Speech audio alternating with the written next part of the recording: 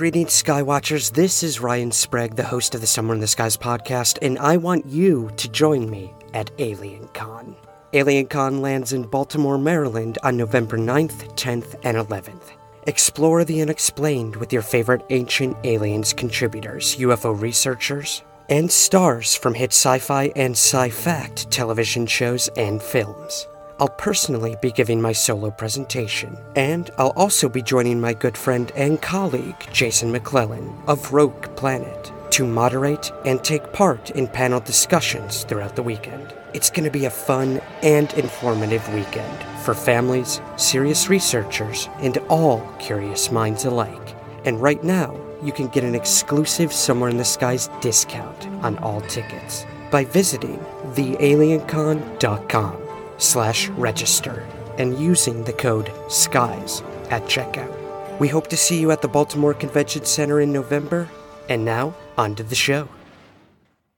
Today, on the first installment of the Halloween series, we talk to Chris Soucy, paranormal investigator and master ghost storyteller. The most fascinating phenomenons to me are people who really, really want to see ghosts or UFOs or something, but never do.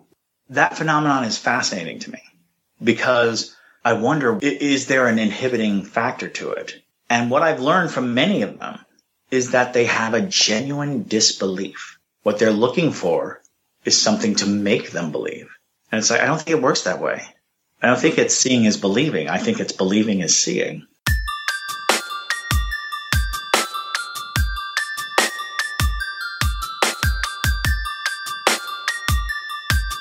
This is Somewhere in the Skies with Ryan Sprague.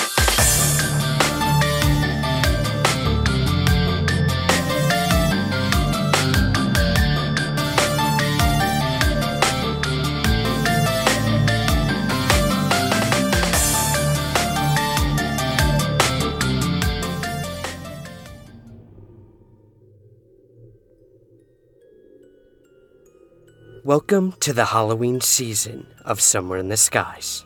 I'm your host, Ryan Sprague, and for the rest of the month of October, we're going to be taking a little break from searching somewhere in the skies, and we're going to be looking at the mysteries that haunt us somewhere on the ground. From ghosts to monsters to true crimes and urban legends, it's going to be a spooky, tragic, fun, and possibly even terrifying journey as we count down the days until Halloween. You'll hear from listeners at the beginning of every episode about their own personal interactions with the unexplained, the weird, and the creatures that lurk in the darkest corners of our world and our minds. Today we're going to hear from paranormal investigator and professional storyteller Chris Soucy, all about his ghostly adventures around the world. But first, here is a listener story from Alan you won't soon forget. My name is Alan. I'm a paranormal researcher and investigator. I've been studying paranormal phenomena for over 20 years. I've been on over 150 investigations, but nothing was going to prepare me for when I got the call to investigate an old tattoo parlor. Now, this old tattoo parlor resided inside a historical building that was on the main street of a very conservative Christian town. So it wasn't universally liked, and most people hoped that they would go out of business and leave.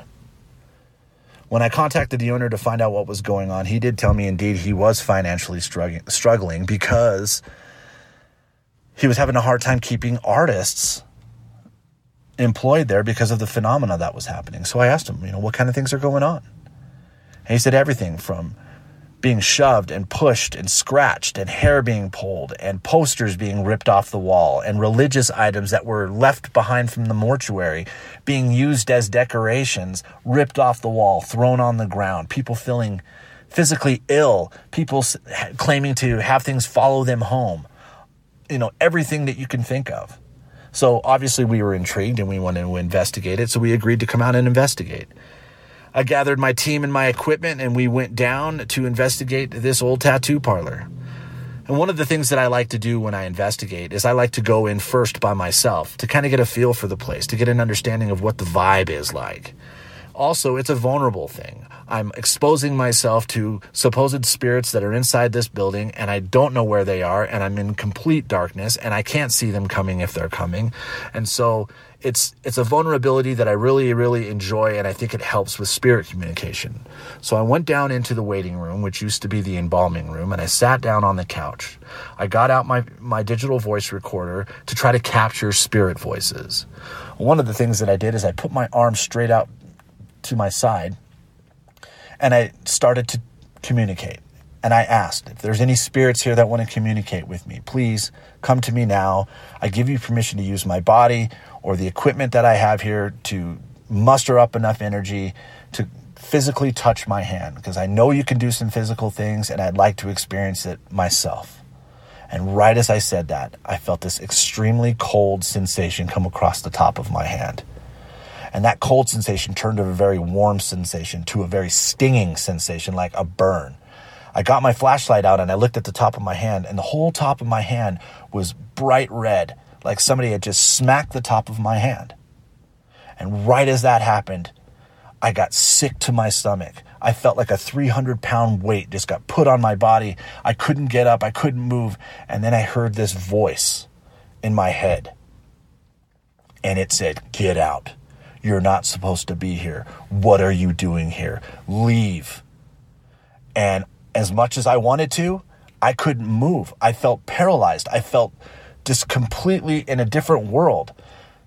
My team was trying to contact me. They were concerned. I wasn't aware that they had actually come in the room and called me by my name 3 or 4 times before I even recognized they were there. I was in a trance. Where did I go? What was I experiencing? Who was doing this to me? It scared me so bad that I left that place and I said, I can't investigate here tonight. This thing has got a hold of me. I can't go back in there. So we decided to cancel the investigation for the night and come back at another time. So I went home. And typically when I get home, I get sage out, which is something that I burn, and the smoke I use to kind of get off the negative energies that are around me so that I don't bring anything into my home, because I have a family, a wife and daughter, and I didn't want to bring any harm to them. But for some reason that night, I was so out of it that I forgot to sage myself before I went in the house. So I go down and I lay in bed next to my wife and my 2 little dogs at the foot of my bed, and I start to go to sleep. And I hear this voice say, "Hey." And it sounded just like the voice in the tattoo parlor. And I opened my eyes and looked around and thought, oh, it's just because I got all messed up from earlier. So it's nothing really. I'm just going to go back to sleep. So I started to go back to sleep again, and then I hear it again, "Hey." And this time I open my eyes and look at the foot of my bed, and my 2 little dogs are also looking at the foot of my bed like they heard it too. And I knew that I wasn't crazy. And just then I see this shadow figure at the other side of my room come out of the wall and go right into the middle of the room, like it's just looking right at me. And then it slowly drifted back into the wall. And then it did it again. It came out of the wall and walked right into the middle of the room. And I didn't realize that my wife was awake. And she whispers to me, "What in the hell is that?" And I said, "I don't know." And it just kind of disappeared. So the very next day, everything was fine. A couple days after that, everything was fine. And then one night, my daughter comes into my room, middle of the night, and she says, "Dad, there's a shadow figure in my room watching me." And obviously, I think she's a little kid, so she's probably just her imagination. In the back of my mind, it makes me wonder, of course. So I went into her room to find out what was going on and just kind of hear what she had to say. And as I was leaving her room after I put her in bed and made her feel comfortable, I was coming back to my room. There's that shadow figure. I see it dart down my hallway, and I knew that my daughter had seen it. What was it? Why did this thing follow me home? What did it do? Why is it still here? I couldn't grasp it. I'm a paranormal investigator. I'm supposed to be the one with the answers. I'm supposed to be the one that knows what to do. But I've never had anything attach itself to me. I had never had anything come to me and stay with me in my home. I didn't know what to do. And then I realized that we're really vulnerable in this field, and we're all just trying to figure this out. So I contacted a local psychic in my area who I've worked with in the past, and she came out and she informed me. She said, "You got yourself involved in something that you shouldn't have, and you didn't protect yourself." And then I immediately clicked. oh yeah, I didn't sage myself when I came home. And so because of that fact, this spirit had attached itself to me and was using my energy to manifest and do things in my own home. And so she went and she got her sage, and we saged my entire house, and we saged my daughter's room, and we saged everywhere and saged everybody that was in the house. And after a couple of days, the activity slowly dissipated until it was gone. So I'm sitting here thinking to myself, what was it that I was dealing with? What was it that I experienced? Who was it that was in my mind? And the only thing I can think of is the spirits that were in this mortuary. Maybe it was the mortician that used to live there. Maybe it was one of the spirits of one of the people that had died. Maybe I was showing disrespect. I don't know. I can't explain what it was, other than to say that the veil between our world and the next is a lot thinner than you think. Well, for anyone who's met me, you know I've got some ink, so I know where I'm going for my next tattoo.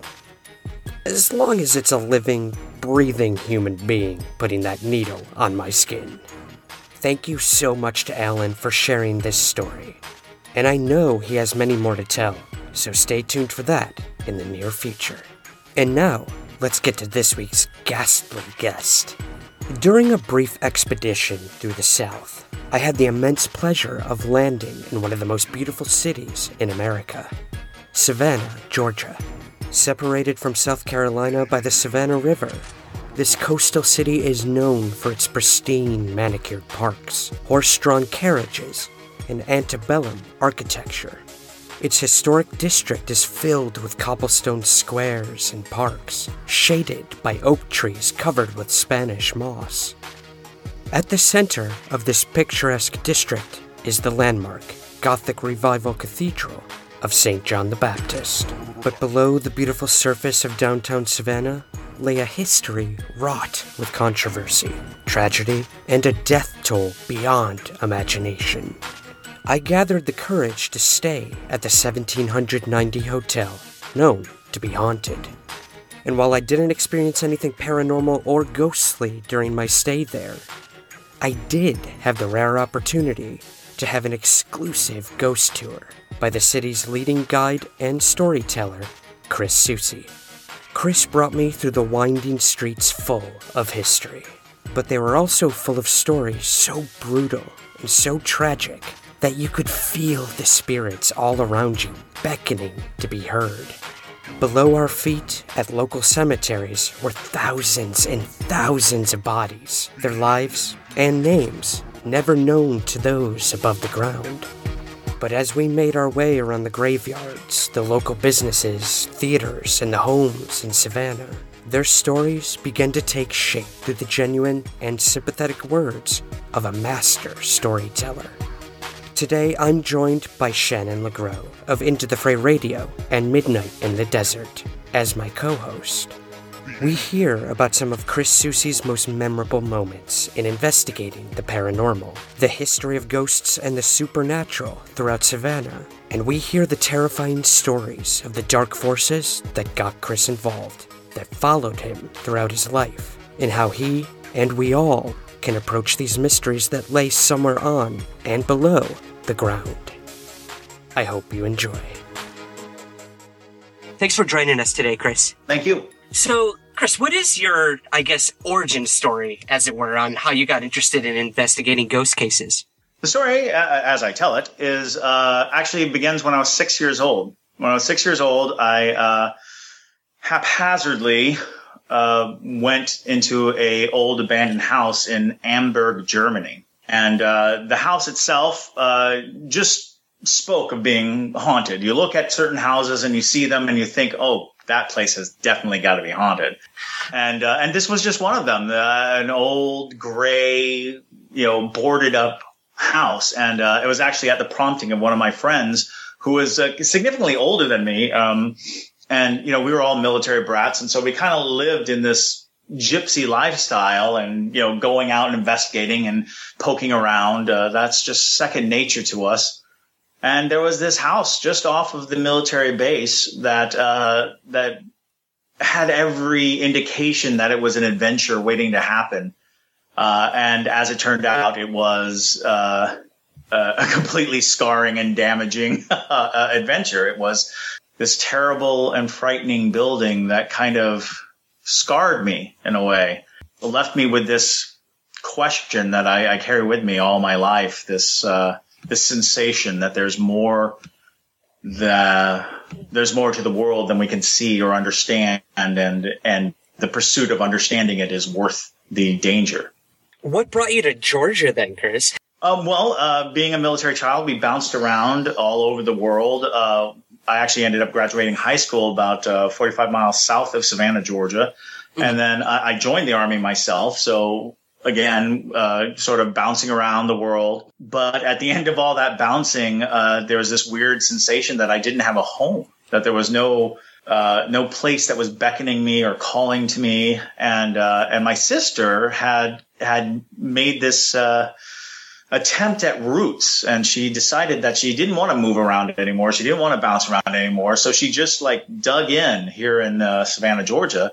I admired that so much, and I felt that the only home I have is family. So I came to be close to her, and it was originally going to be just like a 2 or 3 year stint, but it's been over 20 years now. Chris, do you mind if I back you up to your previous statement about the house? And I don't know if you feel comfortable talking about it, but do you mind? I was just going to ask that. Yeah, it's kind of nagging on me. I'm like, I don't think I can let that go. Do you mind talking about what happened in that house that got you started on this path?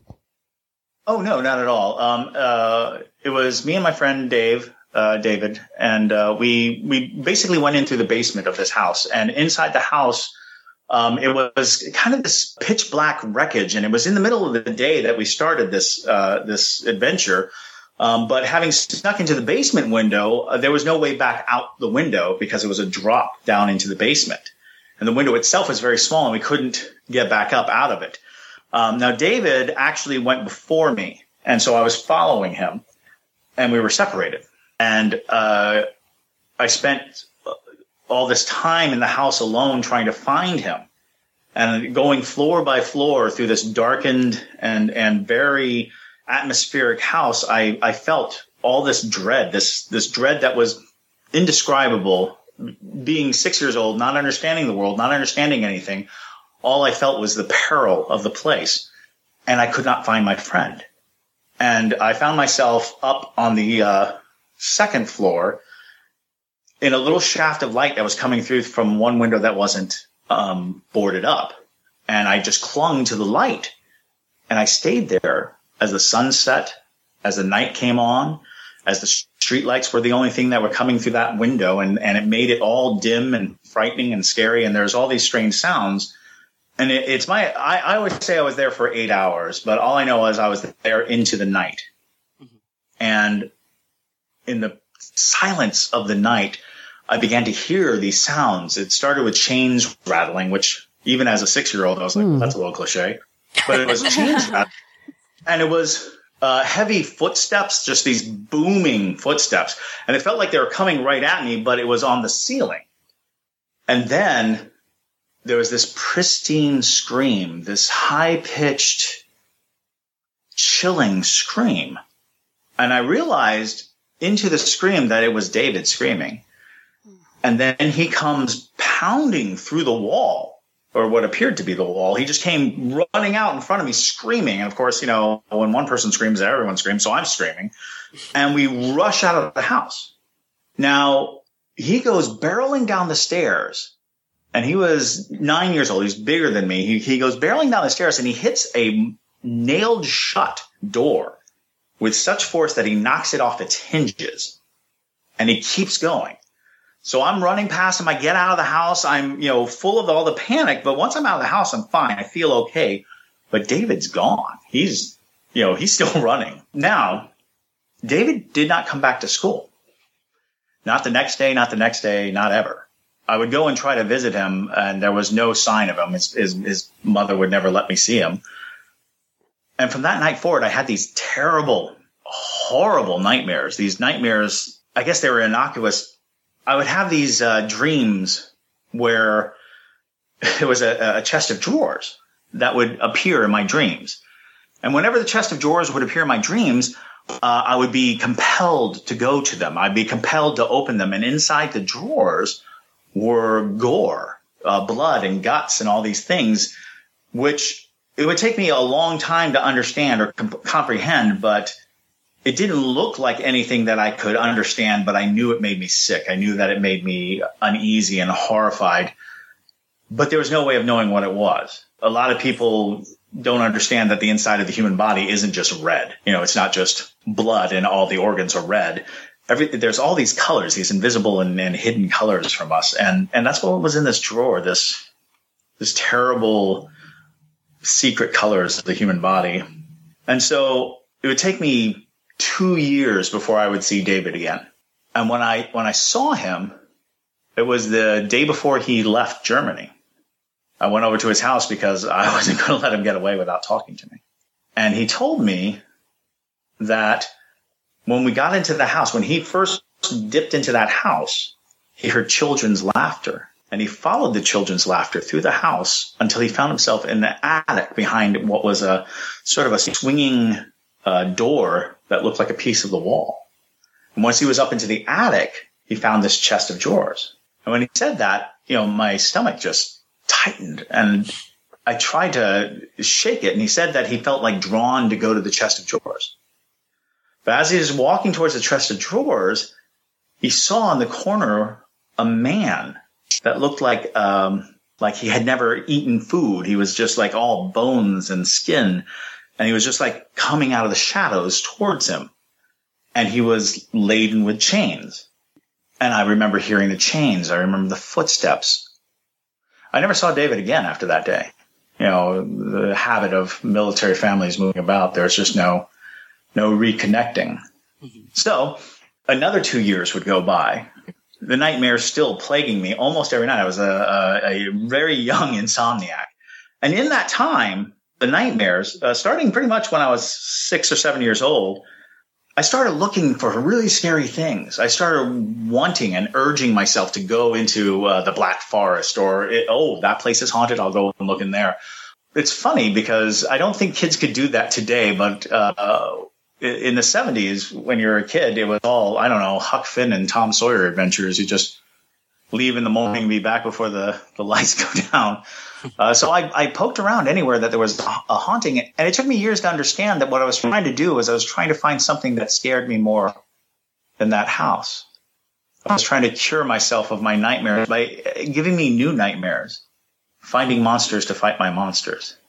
And would you go back to that house now if you had the chance? 3 years ago, just 3 years ago, we went back to Amber for the first time. And I tried to find the house, but it was a weird maze of memory and mm-hmm. even the military base itself was gone. And I wanted to, but I couldn't find it. My guess is it's gone. My guess is that it is no more. Probably for the better. Probably. Well, it's interesting because just before we left Germany, I did go back to that house. I did go back just to see it, mm-hmm. just to acknowledge that it existed. By happenstance, there was a landscape person there, or maybe the house's caretaker, and he explained that they didn't want to tear it down because it was reminiscent of a bad time, and he explained that a man murdered his family in the house, but he did it because Well, and the explanation was the Nazis were coming for his family. And he did not know what to do. He did not know how to protect them. And so he chopped them up and hid them in the house in pieces. Do you think there's any written record of that anywhere, Darren? I doubt it. I honestly do. I've casually looked for it. I've casually tried to find it. Mm-hmm. But in essence, most stories come down to what people say and talk about, because for all I know, that's just some crazy guy who wanted to scare a little kid on the sidewalk. Right. Mm-hmm. Oh, we can definitely relate with that, Chris. I mean, with these topics, we always find that really all we have to rely on is witness testimony. So we're with you on that, brother. I have definitely, done I'll find the newspaper article, I'll find this. And And like in the business of telling ghost stories, it's always handy to have that. And in many cases, that's what makes a ghost story tellable is, and I have this, this little bit of information. I have this little thing.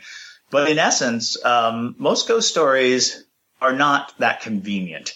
There's not this great written, history to back you up because people's lives are not documented. So, well, I mean, I guess nowadays, with the way we document our own lives, it might actually be easier for future people to find out what happened to us on a daily basis. Yeah, the corroboration between you and David, though, is fascinating. Well, speaking of history, Chris, the history of downtown Savannah is clearly undeniable.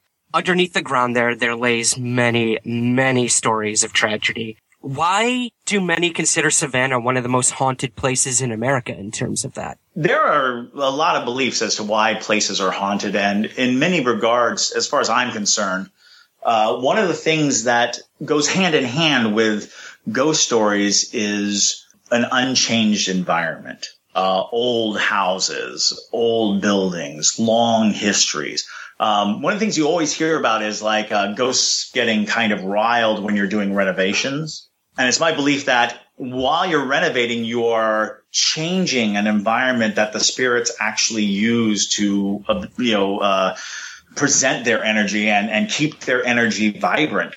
And if you change that environment, then their hold on this world, the physical world, becomes tenuous.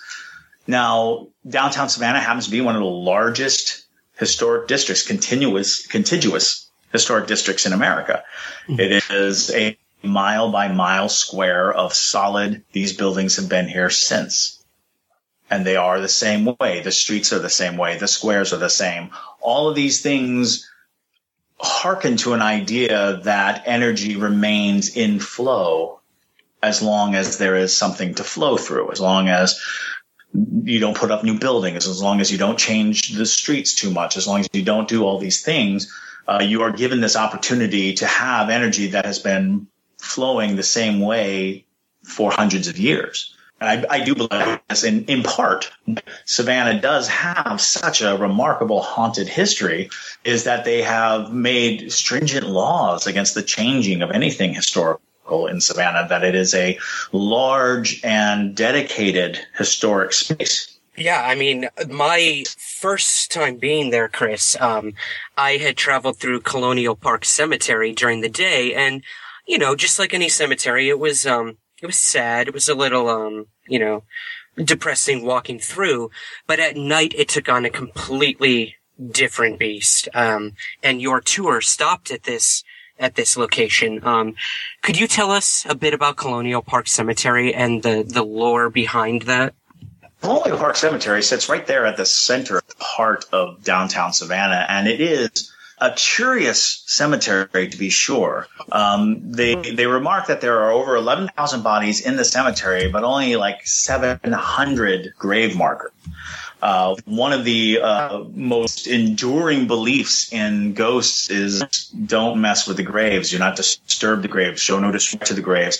This is partly why we have cemeteries, is to show respect for the dead. When you do anything that alters that respect or alters that kind of solemnity, you are dealing with a harbinger of haunting. So in Colonial Park Cemetery, there have been so many recorded mischiefs and bizarre occurrences. One of the most recent that came to such a fascinating note was in 2004. There were a mass of animal slaughter, really, inside the cemetery. Cats and chickens and dogs and all kinds of different animals that were just found butchered in the cemetery.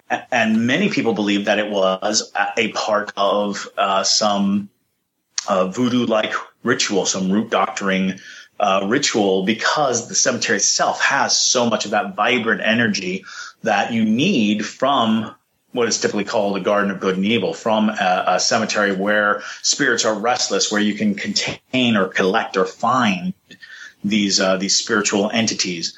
And so Colonial Park Cemetery, which is a public park, is actually locked from 8 p.m. to 8 a.m., trying to bar a lot of people from going in and vandalizing. It has a long history of vandalism. It has a long history of people being just supremely disrespectful to it. Chris, is voodoo prominently practiced there in Savannah?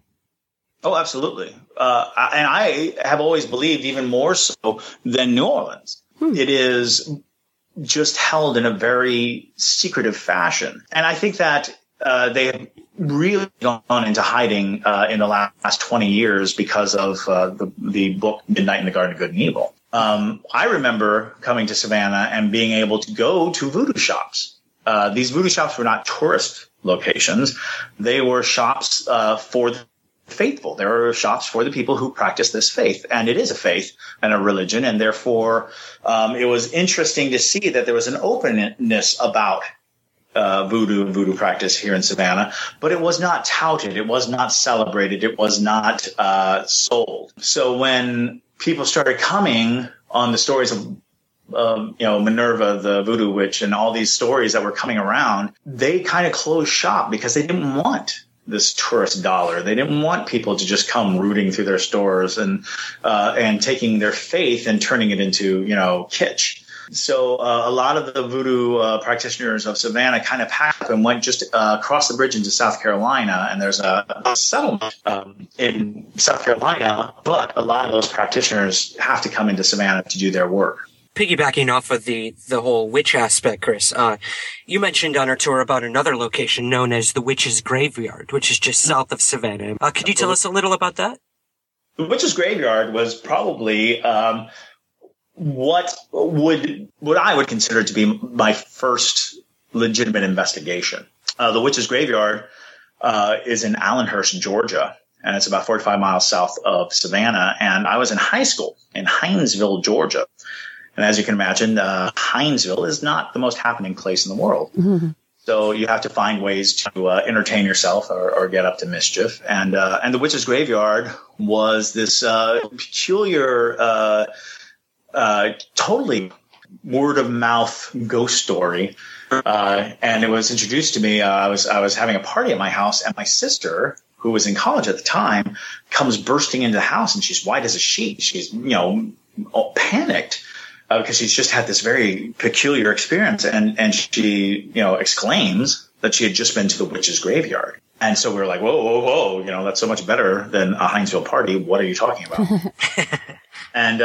So the story, as she told me, was there's this graveyard down a maze of dirt roads in Allenhurst, Georgia, where these three women were actually tried, hanged, and then their bodies burned in the late 1800s, which is far past any time that, witch trials or anything like that on. Their bodies were then put into boxes, buried into the ground, and then they wrapped a cage around them. The cage actually comes out of the ground and is sealed outside of the ground. The tombstones are facing away from the bodies to show that they died not in good standing. And so there's all this interesting things. But these three cages, side by side, out of one cage, a tree grew and it broke open the cage.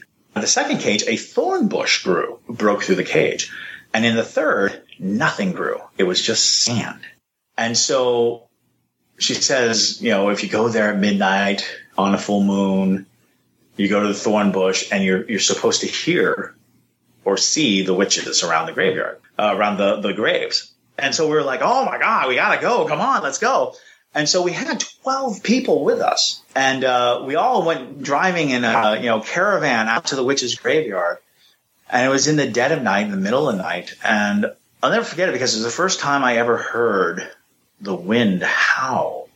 I'd heard the phrase "and the wind howled," but when we got out of the car, it sounded like a train in the distance was coming at us. The sound was just resonating through the woods, and we were like, are we close to train tracks? And I don't know. And that's when we realized, no, it's the wind. The wind is literally whistling through the trees. And it came with such force that it broke through the tree line, and we could see leaves scattering and feel the wind flow past us. And it was so eerie and so cinematic in a way. And this was before we even set foot in that cemetery. Now, we were armed with, flashlights and baseball bats, and we had no real concept of what we were in for. It had old iron gates that made that horrible screeching sound in the middle of the night, and we're walking in, and I get I'm thinking I'm 10 feet in, and my friend Daphne is screaming. She is screaming bloody murder. And now there are 12 of us, so we're all screaming. Because, one person can't scream without everyone screaming. Of course. So we rushed to her. We're shining lights on her, and she has sunk into the ground. Her leg had gone completely into the ground, all the way to the hip in a cemetery. And, I mean, it was horrifying. It was, that's super nightmare scenario. So we pull her out, and we shine our lights, and there are these holes, these very suspicious holes all over, some of them leading directly into or out of graves. And it's like, okay, this is already one of the worst things I've seen. So we start our trek through, but of course Daphne's not going any further, and several people will not go anywhere further. So as we move along to the cemetery, I remember people just seeing things and feeling things until finally there were only 3 of us at the actual witches' graves. We're actually standing there outside the witches' graves, and we're looking at the graves, and it's just like they said. A tree broke out of one, a thorn bush broke out of another, and then just plain sand in the third. Now, when we shined our lights on all of the tombstones that were in the same line or the same row as the empty grave, all the tombstones had fallen over. And it was this incredibly atmospheric, incredibly frightening sensation of being in that cemetery, this stillness down the canopy of, oaks with Spanish moss. It felt like we were in a cave spelunking. And as we stood there in front of these graves, we heard the violent whispering of a woman right in front of us, right where the thorn bush was. And so I turned to my sister, and I was like, run! To which she just started screaming bloody murder. And so we all screamed, and we all ran. But what was fascinating about it was everybody had different experiences in the cemetery. When we sat and we talked, because we were up all night until the sun came up, everybody told a different sensation, a different feeling that they had, things that they saw, things that they heard. So the cemetery became kind of this hotspot for us, this place that we would return to time and time again just to test our wits and see how well we could keep it together. And it's where I learned more than anything that you don't need to rely on equipment. You don't need to rely on this concept that there's some kind of scientific chasing of ghosts.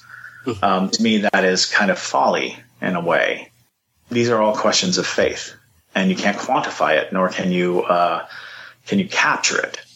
You have to go with what you feel and what you sense and trust it. Otherwise, you're not dealing with faith. You can cut anything to pieces, everything to pieces, in fact. A lot of times I watch your ghost hunting shows where they spend all their time debunking things, and it's like, but you're kind of missing the point, kind of missing that somebody is terrorized and terrified. And you can say, well, it's just this wire that's causing this magnetic thing, and that's what's happening. But that's not addressing the terror. That's not addressing their perception. That's addressing a condition or a symptom.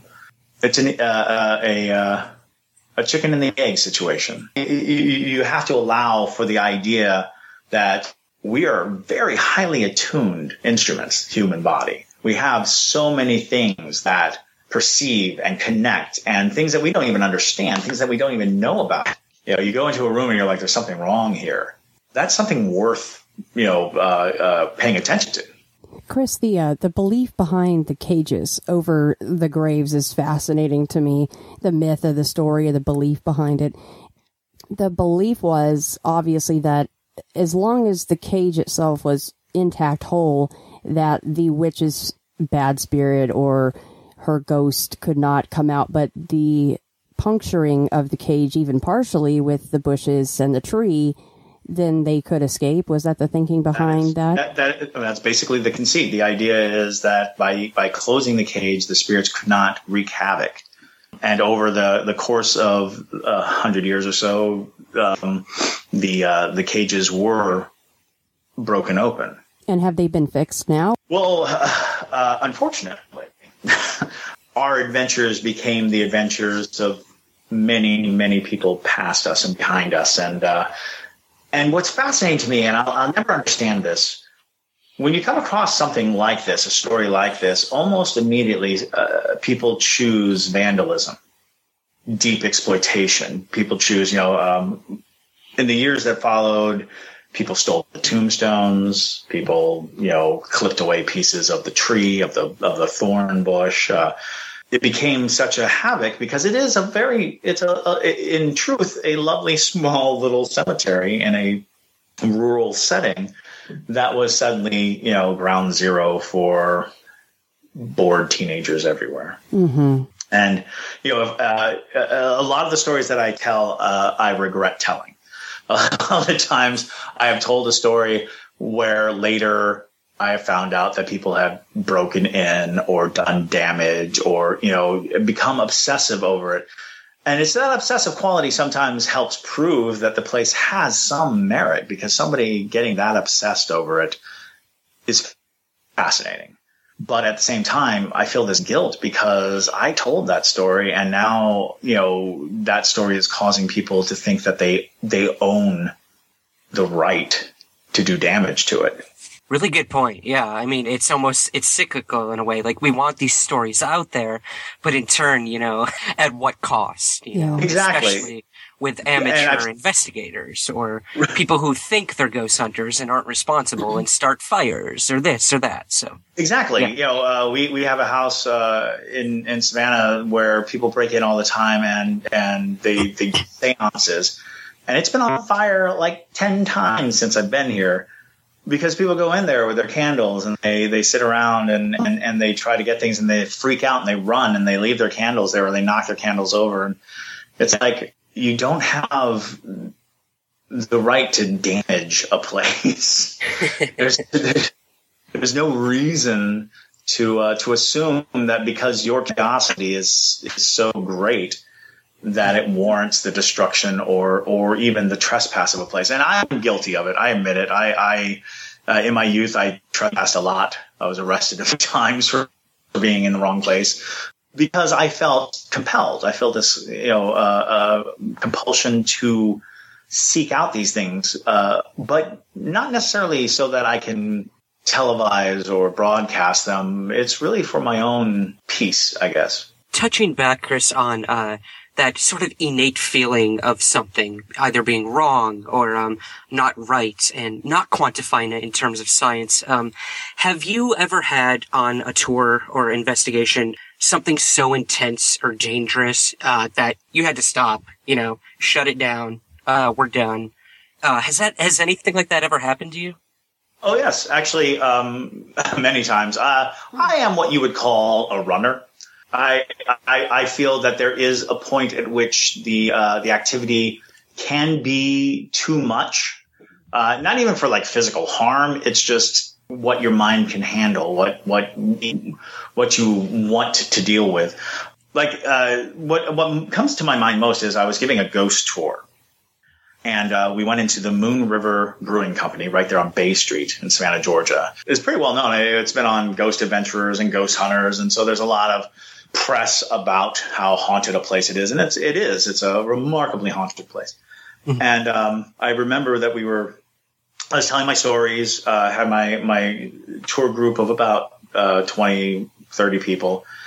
And there's one guy who almost immediately sat down in the corner, and he just seemed like he was off.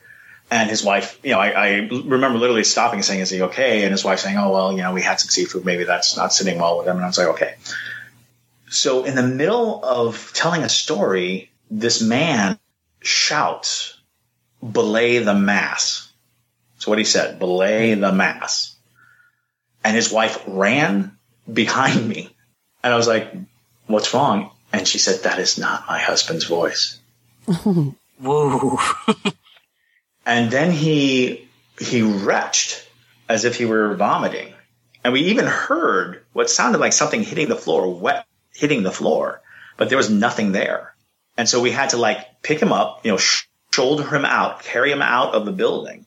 And when we got outside, we kind of walked around the corner and he started to get his wits about him. And he was literally like, what happened? I don't remember. How do we get out here? And I was pretty much like, okay, ladies and gentlemen, that's the end of the tour. Oh my gosh. Home. Yeah. And he had no recollection of anything. He remembers going into Moon River, but he doesn't remember anything of the activities, the stories, or certainly saying Belay the Mass. Wow. Yeah, Makes me want to stop drinking. Yeah. All right, maybe not quite that much right now. I'm just kidding. No. Chris, you've already shared an incredible story from Germany. That one's going to be on my mind for a couple of weeks. Do you have any other interesting or creepy stories from the road or from another country that you can share? Absolutely. The story that I kind of hold on to a lot because of the implications of it is in Potosi, Bolivia.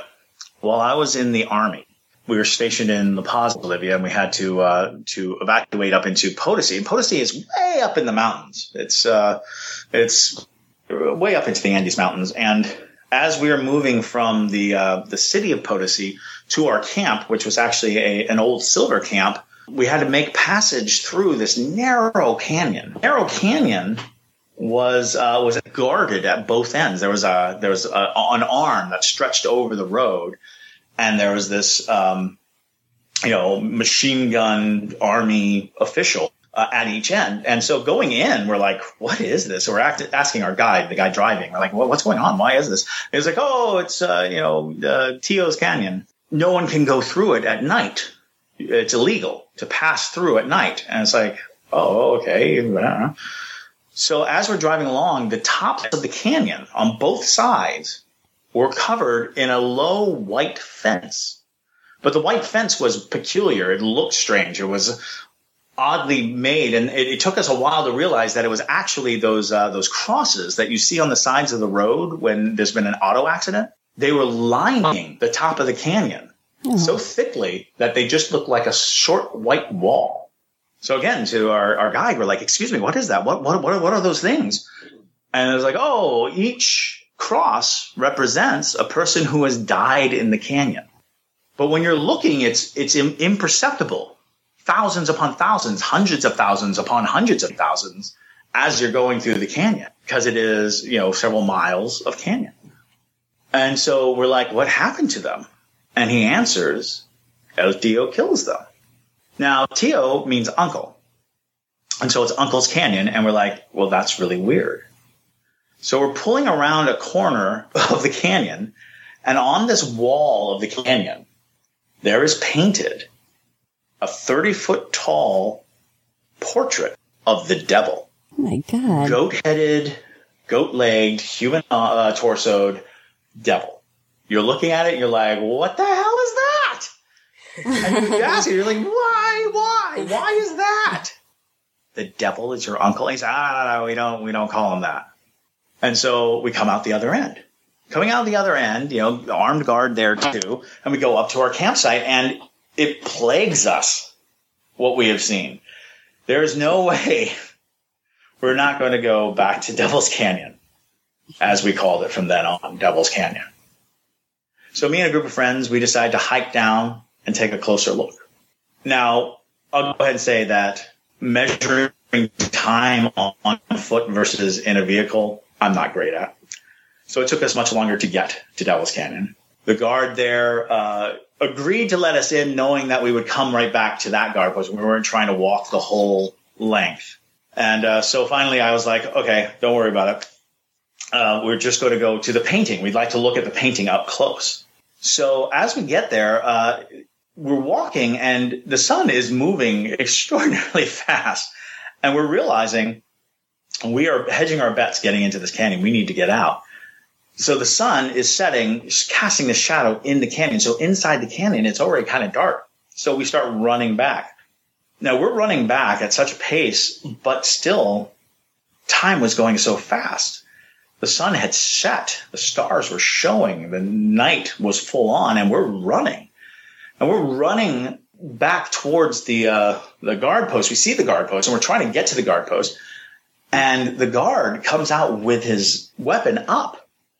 And we're screaming, you know, Americans, no, wait, you know, it's us, it's us, it's us. And he begins to fire. But it's obvious he's not shooting at us. He's shooting beyond us. Because as we get there, he's still shooting. We're at the guard post and he's shooting. And we're shouting at him, what are you shooting at? What are you shooting at? And he shrugs and says, El Tío.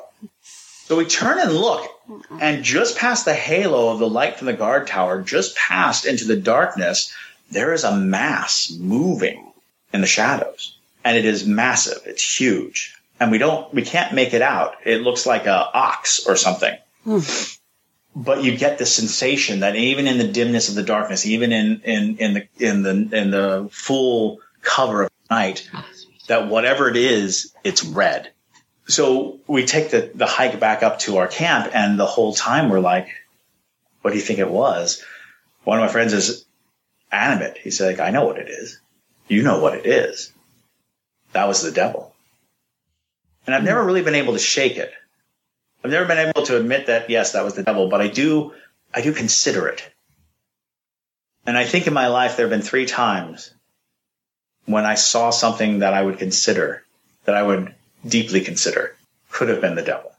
And Chris, when you go to these locations, are you guys usually snapping photos? And have you ever caught anything on a photo that was very questionable? I've taken bajillions of pictures in my life.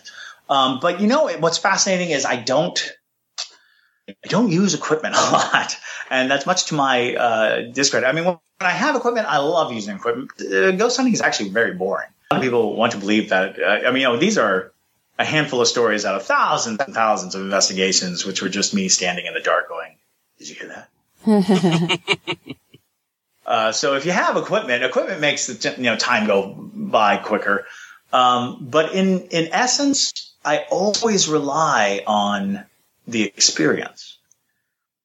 I find the experience more rewarding when you are present, aren't hunting, when you're not actually hunting. When what you're doing is you're presenting yourself to the idea, to the notion, and to the place. And in that, I feel there is a sincere conversation with the universe. There's a sincere shedding of your cynicism.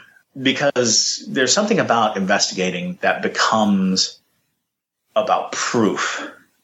And if you are only looking for proof, I think you'll have a hard time finding it. You know, ghosts often get a bad rap, and it's usually the scare factor. As far as ghosts helping people, in your opinion, is there any interesting cases where a ghost has helped someone versus frightened them?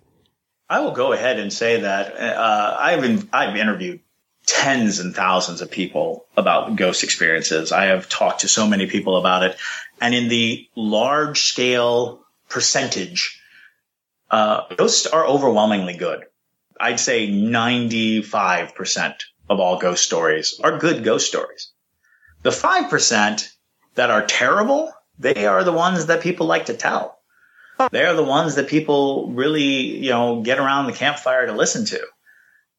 But the rest of them, because a lot of people don't even think they're ghost stories. A lot of people don't even realize they're ghost stories. The most common ghost story to me goes like this. On the night my blank died, they visited me in a dream. On the night my grandmother died, on the night my husband died, on the night my cousin died, they came to me in a dream, usually to speak words of comfort, usually to say I love you.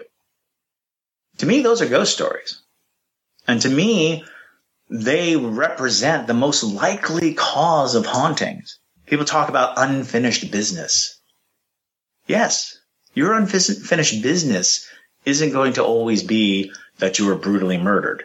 A very small percentage of the human population is brutally murdered. So who are you going to try to contact? Who are you going to go after? What are you going to do? You're going to travel the lines that meant the most to you. You're going to go through love and find those people and try to connect one last time. So you always hear these stories. Oh, my grandmother, she's always, with me. I sense this. And you hear all these stories. My favorite one was I was interviewing a guy, And he was talking about when his father died and how his father, in a dream, told him to go to his grandfather's house, his father's house. On the back porch, there are wooden steps. The middle step, pry it open. And inside the step was a whole huge container of jewelry worth hundreds of thousands of dollars. And I kept asking, I was like, well, do you think that might have been a latent memory? You know, maybe you had heard that before. And he's like, I had never heard that before in my life. And the house didn't even belong to the family anymore. So he like snuck up on the property, pried up the step, and got this box. And he didn't even know what was in it until he got home and opened it. So I hear stories like that a lot. Well, not like that. I mean, that was a pretty significant one. But I hear stories about family members coming to comfort, family members coming to console, and to express that that there's love. And this is something that we discuss on Into the Fray quite a bit. Do you think there's a connection at all between ghosts, aliens, cryptids, anything else paranormal? I believe that we live in a world defined by our perception. Our perception can lock out things we just choose not to have exist. And I think that society as a whole has grown through this method of closing doors to the incredible, closing doors to things that are transmitting on a different wavelength, a different reality, a different sense of what can be. And I think that our brains are so finely attuned that we can adjust and tighten what is and isn't perceptible or real. So I believe that all these things people are open to, or they get kind of like hit in the head by something, or there's some external thing that causes them to sort of step out of the perception that they've been trained into, that they have been indoctrinated in, to allow for a wider span of vision. I mean, we talk about it all the time. Like, we know scientifically that our eyes can only see a certain level of light. And beyond that, the spectrum of light goes left, right, and in all directions. Why do we not think that that's true for the perception of everything?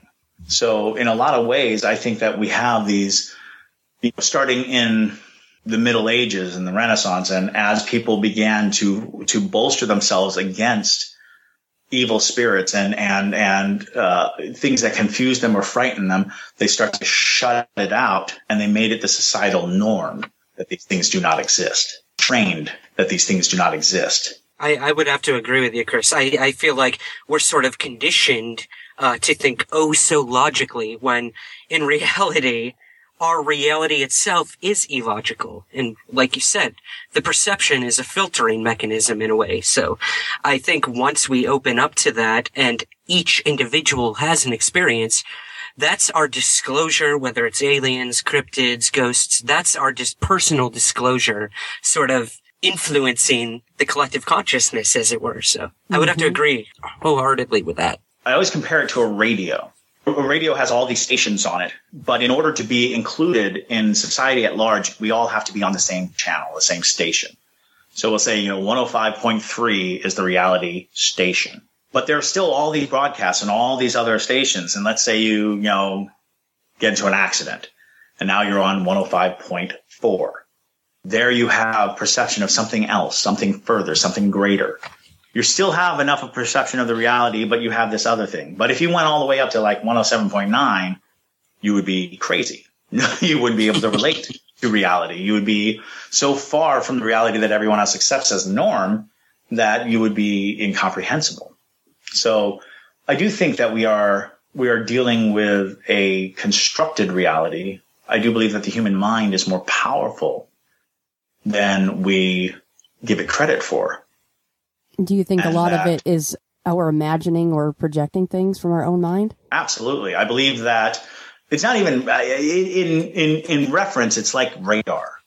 You put something out, boom, it goes out. And when it hits something, it gives it shape. But a lot of people don't use that radar. A lot of people don't put it out.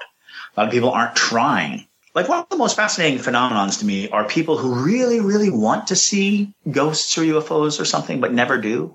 That phenomenon is fascinating to me because I wonder is there an inhibiting factor to it? And what I've learned from many of them is that they have a genuine disbelief. What they're looking for is something to make them believe.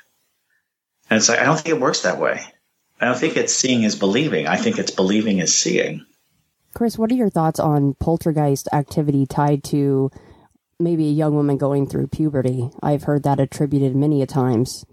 I have many stories that seem to corroborate that story. And I think that it makes perfect sense, because the specific purpose of puberty is the awakening of the human body to be ready to create new life, becoming a doorway for a new soul. And whether you want to be scientific about it, it literally is becoming a part of a line, a lineage, a whole of humanity. And it makes sense that at the time, and, far more for women than men.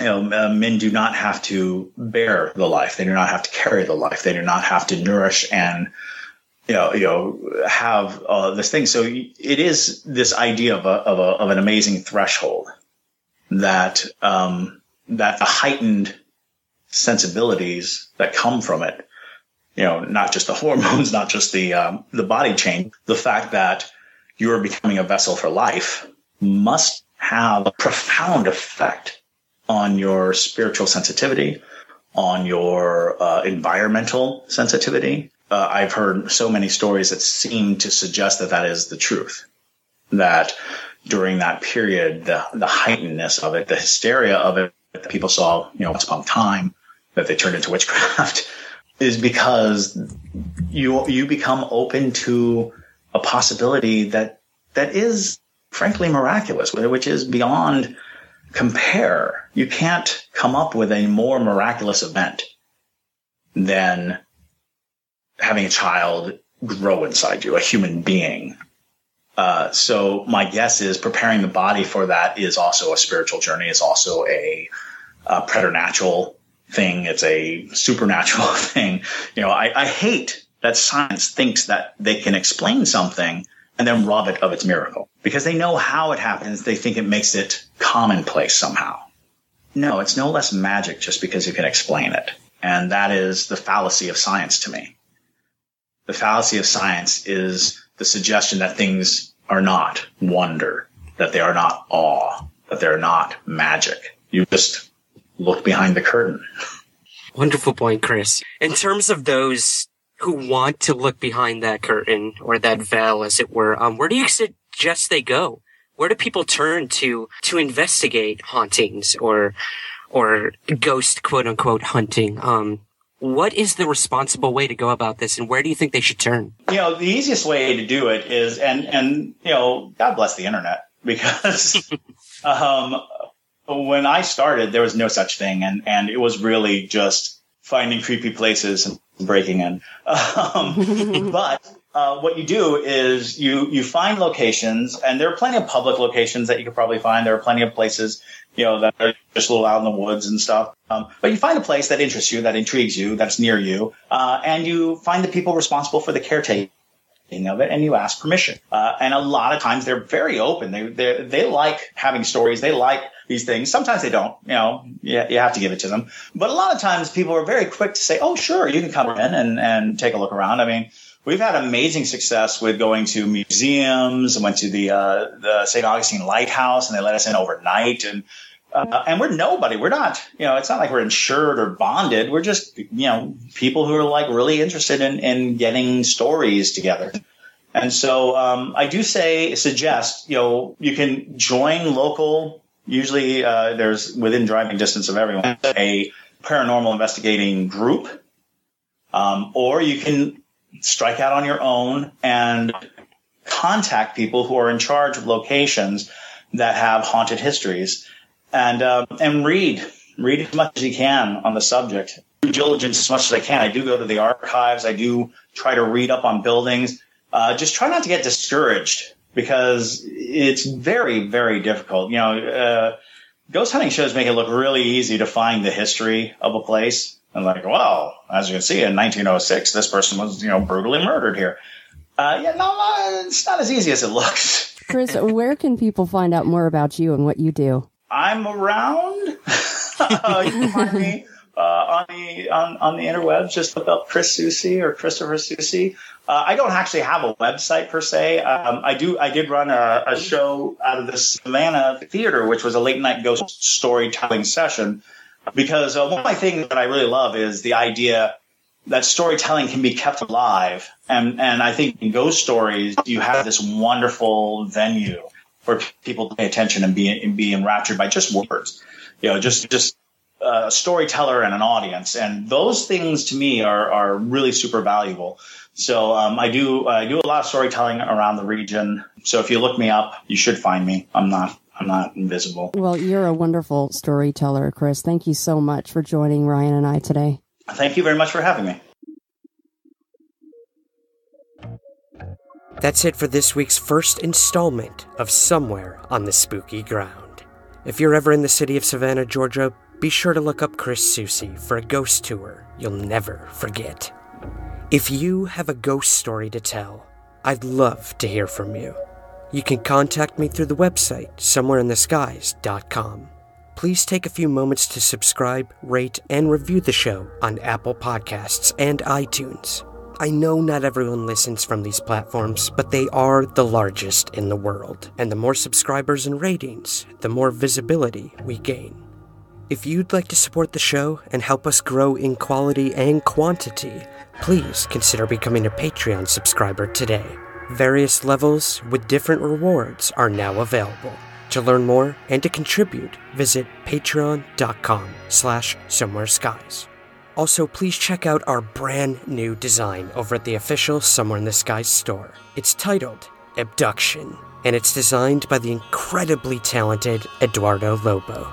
Represent the show in style right now and check out all the merch available at teepublic.com and search for Somewhere in the Skies store. That's teepublic.com. The show is on Twitter at Somewhere Skies and Instagram at Somewhere Skies Pod. Next week, we continue our spooky dive into the unknown. Remember, keep your eyes to the skies, but never stop searching somewhere on the ground.